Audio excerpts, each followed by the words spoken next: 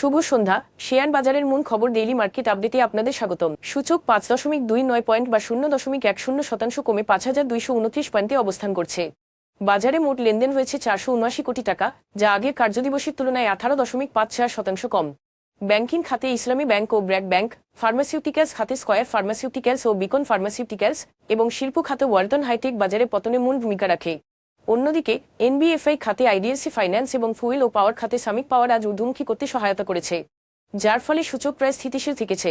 খাতভিত্তিক আয়ের হিসাবে এনবিএফআই খাত সর্বোচ্চ 1.32% প্রবৃদ্ধি অর্জন করেছে এবং টেক্সটাইল খাতে 0.68% সর্বোচ্চ দর বৃদ্ধি পায়।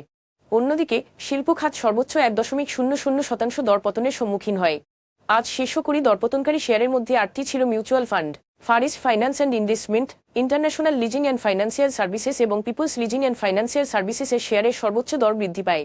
বিপরীতে ডিবিএইচ ফার্স্ট মিউচুয়াল ফান্ড, মেঘনা কন্ডেন্স মিল্ক ইন্ডাস্ট্রিজ এবং মেঘনা পেট ইন্ডাস্ট্রিজ ছিল সর্বোচ্চ দর পতন হওয়া শেয়ার। এসব শেয়ারের ক্ষেত্রে আজ কোনো মূল্য সংবেদনশীল তথ্য প্রকাশ করা হয়নি। গত 3 মাসের গড় লেনদেনের তুলনায় আজ premier leasing and finance, Heidelberg cement Bangladesh এবং অ্যাপেক্স ট্যানারি-এর লেনদেনের পরিমাণ উল্লেখযোগ্যভাবে বেড়েছে।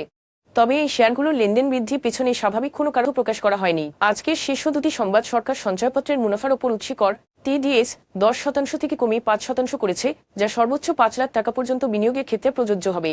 জাতীয় রাজস্ব বোর্ড এনবিআর জানিয়েছে, একজন ব্যক্তি সব ধরনের সঞ্চয়পত্রে মোট বিনিয়োগ 5 লাখ টাকার মধ্যে থাকলে এই হ্রাসকৃত করহার কার্যকর হবে। এর বেশি বিনিয়োগে আয়কর আইন 2023 এর 105 ধারা অনুযায়ী 10% উৎসীকর বহাল থাকবে। এই সিদ্ধান্ত ছোট সঞ্চয়কারীদের জন্য বড় স্বস্তি এনে দেবে এবং পারিবারিক সঞ্চয় ও সামাজিক নিরাপত্তা ব্যবস্থায় আস্থা জোরদার করবে।